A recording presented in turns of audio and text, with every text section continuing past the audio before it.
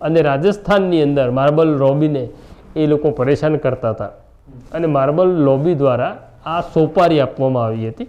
આ સોપારી પહેલાં રાજસ્થાન પોલીસ પાસે ગઈ, આ સોપારી પછી ગુજરાત પોલીસ પાસે આવી, જેમાં સોરાબ તો માર્યો ગયો હતો.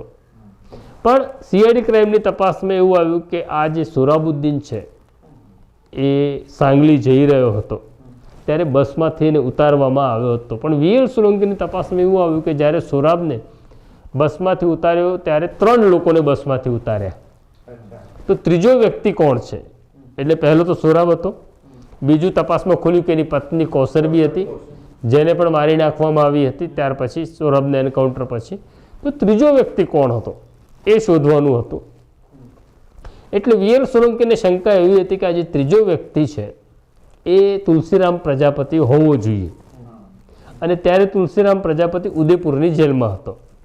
એટલે વીએલ સોલંકી ડીજીપી પાસે એક મંજૂરી માગે છે કે મારે રાજસ્થાન તપાસમાં જવું છે. નિયમ એવું કહે છે કે જ્યારે તમે રાજ્ય બહાર જતા હો ત્યારે તમારે ડીજીપીની મંજૂરી લેવાની.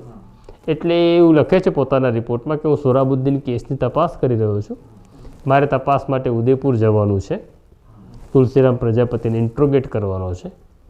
એ મંજૂરી આવતી નથી. એ મંજૂરી નથી આવતી આ દરમિયાન એવું બને છે કે એને અમદાવાદ કોર્ટમાં લાવવામાં આવે છે. એક મુદત હતી એની, અને મુદત વખતે પોલીસની સ્ટોરી એવી છે કે એ ચાલુ ટ્રેનમાંથી ભાગે છે. એને શોધવા માટે ફરી વખત રાજસ્થાન ગુજરાત પોલીસ એક થાય છે. અંબાજી પાસે આવેલી એક છાપડી ચેકપોસ્ટ છે ત્યાં આગળ એ દેખાય છે. અમે એને પડકારવાનો પ્રયત્ન કરીએ છીએ, પોલીસ ઉપર ફાયરિંગ કરે છે અને પોલીસના વળતા ગોળીબારમાં એ માર્યો જાય છે.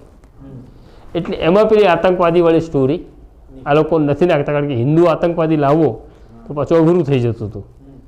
એટલે આ સ્ટોરી